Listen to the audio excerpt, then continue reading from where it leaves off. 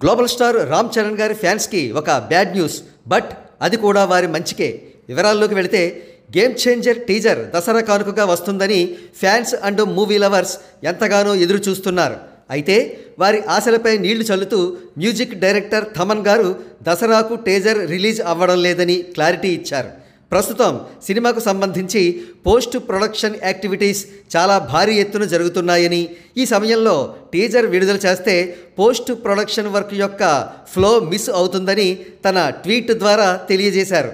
కాగా దసరా టీజర్ విడుదల మిస్ అయినా దీపావళికి మాత్రం బ్లాస్ట్ ఉంటుందని ఆయన కన్ఫర్మ్ చేశారు. కాగా టీజర్ విషయం అలా ఉంచితే రామ్ చరణ్, కియారా అద్వానీ మధ్య న్యూజిలాండ్లో చిత్రీకరించిన బ్యూటిఫుల్ మెలోడీ మాత్రం థర్డ్ లిరికల్ వీడియోగా ఈ నెల 30వ తేదీన విడుదల కాబోతోంది.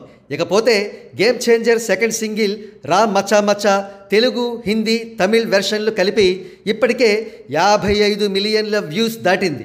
100 మిలియన్ల మార్కును చేరుకున్న వెంటనే ఆ అచీవ్మెంట్ను కూడా fans and movie team celebrate చేసుకునే అవకాశం ఉంది.